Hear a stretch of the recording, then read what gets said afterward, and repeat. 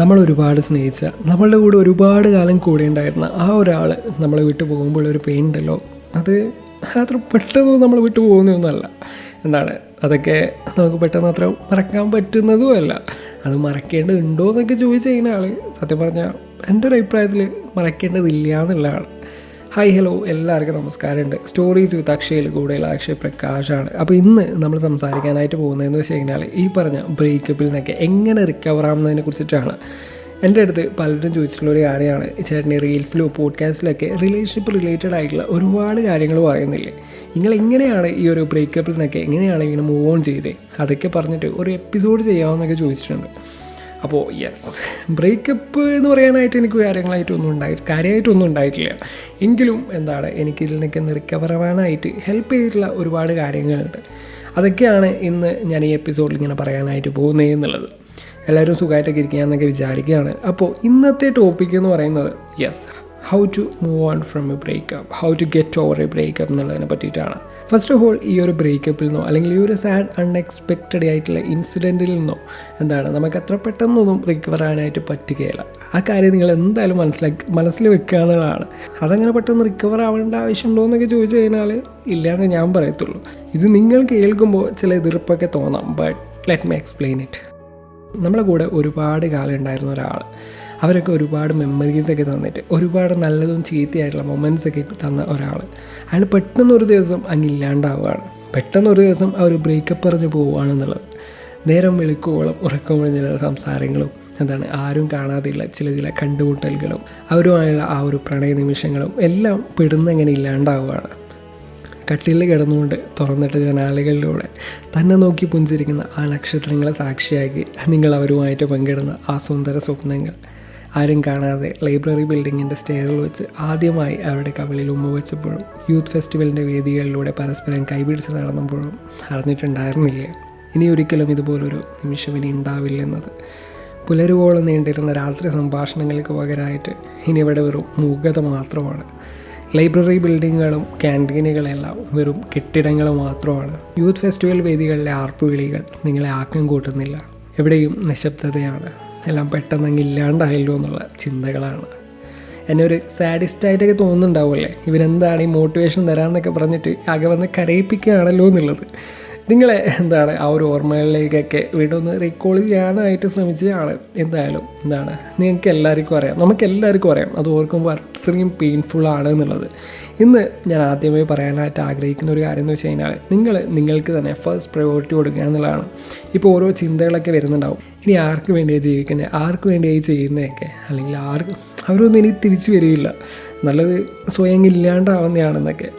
Dear listener, dear friend, dear brother, dear sister, past is past. പറയാൻ എളുപ്പമാണെന്നറിയാം, എങ്കിലും just try to understand. കഴിഞ്ഞത് കഴിഞ്ഞു. കൂടെ സിനിമയിൽ നസ്രിയ പറയുന്ന പോലെ പോയത് പോയി, വരാനുള്ളത് വരും. അതിൻ്റെ രണ്ടിൻ്റെയും ഇടയ്ക്കുള്ളതിലാണല്ലോ കാര്യം എന്നുള്ളത്.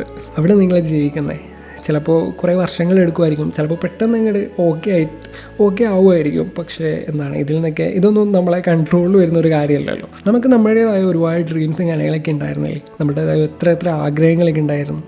അവർ കാരണം ഉപേക്ഷിക്കേണ്ടി വന്ന ചില സ്വപ്നങ്ങൾ, ആഗ്രഹങ്ങളൊക്കെ ഉണ്ടായിട്ടില്ലേ, എല്ലാം ഒന്നുകൂടെ പൊടി തട്ടി എടുത്തു നോക്കുക എന്നുള്ളതാണ്. ഞാൻ മുന്നേ ഇതുപോലെ ഒരു സാഡ് ഇൻസിഡൻ്റൊക്കെ കഴിഞ്ഞിട്ട് ഞാനിങ്ങനെ എൻ്റെ ഒരു പഴയ ഒരു ബോർഡുണ്ട്, അത് ഞാൻ ആദ്യം എൻ്റെ റൂമിൽ ഇങ്ങനെ തൂക്കി വെച്ചിട്ടുണ്ടായിരുന്ന ഒരു സംഭവമാണ്. അപ്പോൾ പിന്നീട് എപ്പോഴും അത് എടുത്ത് കളഞ്ഞതാണ്. അപ്പോൾ ഞാൻ ഈ അടുത്തായിട്ട് അത് വീണ്ടും എടുത്ത് നോക്കി. അപ്പോൾ എൻ്റെ ഏറ്റവും കുഞ്ഞു സ്വപ്നങ്ങൾ മുതൽ എൻ്റെ 70 ഇയേഴ്സ് ആ ഒരു ഏജിൽ ഞാൻ ചെയ്യാൻ ആഗ്രഹിക്കുന്ന കാര്യങ്ങൾ വരെ ഞാനിങ്ങനെ എഴുതി വെച്ചിട്ടുണ്ട് എന്നുള്ളതാണ്. അപ്പോൾ ഞാനതെടുത്ത് വെച്ചിട്ട് ഇങ്ങനെ ഞാൻ ആലോചിക്കുകയായിരുന്നു, അയ്യോ ഇതൊക്കെ ഇവിടെ വെച്ചിട്ട് ഇതൊന്നും നടക്കാണ്ട് പോയാൽ പിന്നെ ഞാൻ എന്തിനാണെന്നൊക്കെ. എൻ്റെ ഒരു അഹങ്കാരമായിട്ട് പറയില്ല, ഒരു ഓവർ കോൺഫിഡൻസ് ആയിട്ട് പറയില്ല. ഞാൻ ഒരുപാട് ആഗ്രഹിക്കുന്നുണ്ട് നാളെ ഞാനിങ്ങനെ മൺമറഞ്ഞു പോകുമ്പോൾ ലോകം അറിയണം ഇവിടെ ഒരു അക്ഷയ് പ്രകാശ് ഉണ്ടായിരുന്നു എന്നുള്ളത്. ഇതൊക്കെ ഏർലി ചൈൽഡ്ഹുഡ് തൊട്ടുള്ള സ്വപ്നങ്ങളും കാര്യങ്ങളൊക്കെയാണ് കേട്ടോ. അപ്പോൾ കുറേ കോമഡി ആയിട്ടും ക്രിഞ്ചായിട്ടൊക്കെ എനിക്ക് തോന്നുന്നുണ്ടാവും. പക്ഷേ എവിടെ വെച്ചോ ഞാൻ ഈ കാര്യങ്ങളൊക്കെ അങ്ങ് മറന്നുപോയി എന്നുള്ളതാണ്. എവിടെ വെച്ചോ എൻ്റെ പ്രയോറിറ്റീസൊക്കെ മാറിപ്പോയി. പക്ഷേ ഇന്ന് ഞാൻ ഒരുപാട് ആഗ്രഹിക്കുന്നുണ്ട്. ഇനി ഞാൻ എൻ്റെ സ്വപ്നങ്ങൾക്കൊക്കെ വേണ്ടി നേടാനായിട്ടുള്ള അതൊക്കെ നേടിയെടുക്കാനായിട്ടുള്ള ഓട്ടത്തിലാണെന്നുള്ളതാണ്. അതുപോലെ നിങ്ങളും എവിടെയോ ബാക്കി വെച്ച് പോയ ഒരുപാട് സ്വപ്നങ്ങളൊക്കെ ഉണ്ടായേക്കാം. അതൊക്കെ ഒന്ന് പൊടി തട്ടിയെടുക്കാനായിട്ട് ശ്രമിക്കുക എന്നുള്ളതാണ്. നിങ്ങളുടെ സ്വപ്നങ്ങൾക്കും നിങ്ങളുടെ ആഗ്രഹത്തിനും നിങ്ങളുടെ ജീവിതത്തിനും ഇമ്പോർട്ടൻസ് കൊടുക്കുക എന്നുള്ളതാണ്. നിങ്ങളാണ് വലുത് എന്നുള്ളതാണ്. അതിപ്പോൾ ബ്രേക്കപ്പ് ആയതുകൊണ്ട് മാത്രം ഞാൻ പറയുന്ന ഒരു കാര്യമല്ല. ഒരു റിലേഷൻഷിപ്പിൻ്റെ ഇടയിൽ ഈ പറഞ്ഞ കാര്യങ്ങൾക്കൊക്കെ ഉപേക്ഷിക്കേണ്ടി വരിക എന്നുള്ളത്, ഈ പറഞ്ഞ ആഗ്രഹങ്ങളൊക്കെ ഉപേക്ഷിക്കേണ്ടി വരിക എന്നുള്ളത് അത്ര നല്ല കാര്യമല്ലല്ലോ. നിങ്ങളുടെ ലൈഫിനായിരിക്കണം എപ്പോഴും ഫസ്റ്റ് പ്രയോറിറ്റി എന്നുള്ളത്. The right one will come and you will find what the real love is, how it feels. Give some space. ബ്രേക്കപ്പിന് ശേഷം അവരുടെ മെമ്മറീസൊക്കെ പെട്ടെന്ന് ഓർമ്മ വരികയാണെന്നുണ്ടെങ്കിൽ അതിന് റീസൺ ആയിട്ടുള്ള കാര്യങ്ങൾ അവർ തന്ന ഗിഫ്റ്റ്സോ അല്ലെങ്കിൽ അവരുടെ കൂടെയുള്ള പിക്ചേഴ്സോ അതൊക്കെ കുറച്ച് കാലത്തേക്ക് ഒന്ന് എടുത്ത് കളഞ്ഞേക്ക്. Try not to text them, don't beg for love, never ever beg for love. And വേറൊരു കാര്യം എന്ന് പറയാനുള്ളത്, കീപ് യുവർ സെൽഫ് ബിസി എന്നുള്ളതാണ്. നിങ്ങൾക്ക് ഒരുപാട് ടൈം കിട്ടുമ്പോഴാണ് നിങ്ങൾ ഈ പറഞ്ഞ ഓവർ തിങ്ക് ഒക്കെ ചെയ്തുകൊണ്ടിരിക്കുന്നത്. അപ്പോൾ അവസാനം ഇങ്ങനെ ലാസ്റ്റ് തള്ള പൊട്ടി ഇങ്ങനെ നിൽക്കേണ്ട അവസ്ഥ വരുന്നതെന്നുള്ളത്. എൻ്റെ ഒരു ഫ്രണ്ടിനെ അവൾ ചെയ്യുന്ന ഒരു കാര്യം എന്താണെന്ന് വെച്ച് കഴിഞ്ഞാൽ ഇവർ 10 മണിയാകുമ്പോഴത്തേക്ക് ഉറങ്ങുന്നുള്ളതാണ്. റീസൺ പറയുന്ന ഇതാണ്, അതായത് വെറുതെ ഇരിക്കുമ്പോൾ ഓവർ തിങ്ക് ചെയ്യും. അതുകൊണ്ട് ഉറങ്ങിക്കഴിഞ്ഞാൽ പിന്നെ ആ ഒരു സീനില്ലല്ലോ എന്നുള്ളത്. അപ്പം നിങ്ങൾ ഈ പറഞ്ഞ ഫ്രീ ആയി ഒരുപാട് ടൈം ഒരിക്കലും വെക്കരുത്. Just do something.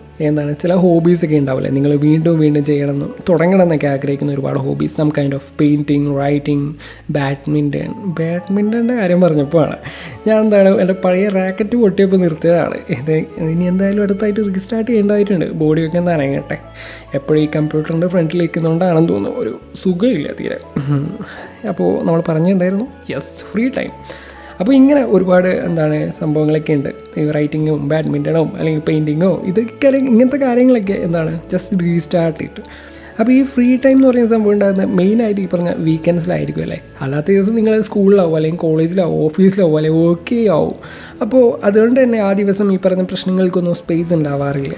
നേരെ മറിച്ച് ഒരു ഹോളിഡേയ്സൊക്കെ വരുമ്പോൾ റൂമിൽ ഇങ്ങനെ ഒറ്റയ്ക്ക് ഇരിക്കുമ്പോൾ ഈ പറഞ്ഞ പ്രശ്നങ്ങൾക്കൊക്കെ ഉണ്ടാവാനുള്ള സാധ്യത കൂടുതലാണെന്നുള്ളതാണ്. അപ്പോൾ ആ ഒരു ഡേയ്സൊക്കെ നിങ്ങൾ എന്തെങ്കിലുമൊക്കെ ഹോബീസ് കണ്ടുപിടിക്കുക എന്നുള്ളതാണ്.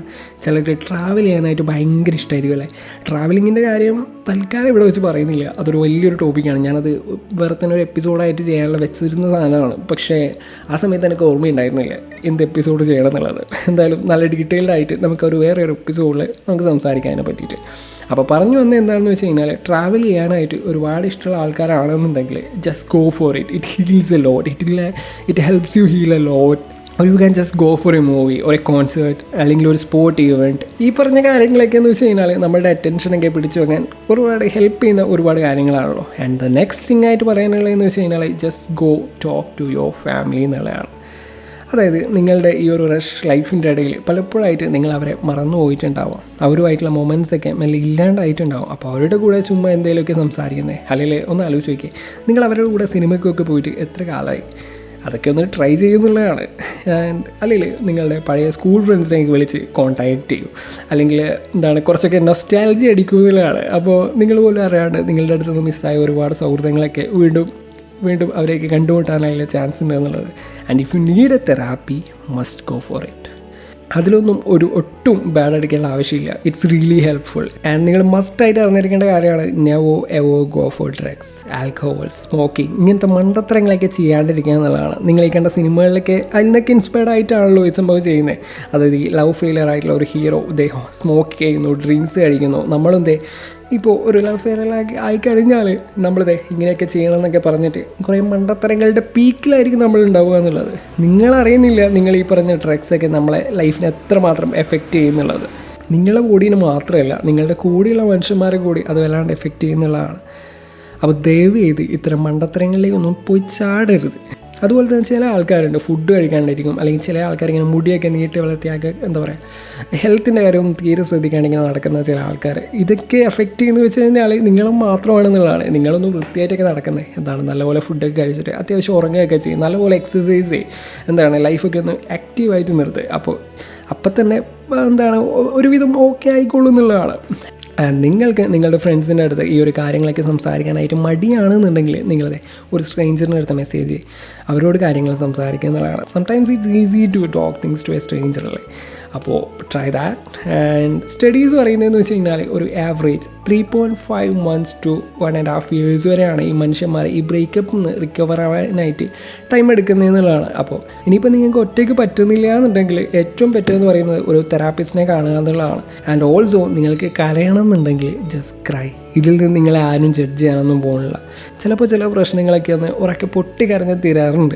അപ്പോൾ നിങ്ങൾക്ക് ബെറ്ററായി തോന്നുന്നത് എന്താണോ ആ വഴി ചൂസ് ചെയ്യാന്നുള്ളതാണ്. അപ്പോൾ നിങ്ങൾ ഈ ഒരു സ്റ്റേജിലൂടെയൊക്കെ കടന്നു പോകുന്ന ആൾക്കാരാണെന്നുണ്ടെങ്കിൽ ഈ ഒരു എപ്പിസോഡ് യൂസ്ഫുൾ ആവുമെന്നൊക്കെ വിചാരിക്കുകയാണ്. കൂടുതൽ റിലേഷൻഷിപ്പ് റിലേറ്റഡ് ആയിട്ടുള്ള കാര്യങ്ങളൊക്കെ പഴയ എപ്പിസോഡുകളിലും അല്ലെങ്കിൽ ഇനിയുള്ള എപ്പിസോഡുകളിലായിട്ട് ഷെയർ ചെയ്യുന്നതാണ്. അപ്പോൾ നമുക്കെല്ലാവർക്കും ഒരുമിച്ചൊരു നല്ല ഹെൽത്തി റിലേഷൻഷിപ്പിലാവാനായിട്ട് നോക്കാം. എന്താണ് ലവിൻ്റെ ആ ഒരു ബ്യൂട്ടി, ആ ഒരു ഡിവൈനിറ്റി നമുക്ക് ഒരുമിച്ച് എക്സ്പീരിയൻസ് ചെയ്യാമെന്നുള്ളതാണ്. കേട്ടുകൊണ്ടിരിക്കുന്ന സ്റ്റോറീസ് വിത്ത് അക്ഷയാണ്. കൂടുതൽ അക്ഷയ് പ്രകാശാണ്. പുതിയൊരു എപ്പിസോഡിൽ പുതിയൊരു വിശേഷങ്ങളുമായിട്ട് ഞാൻ വീണ്ടും വരുന്നതായിരിക്കും. അതുവരേക്കും ടാറ്റാ ബൈ.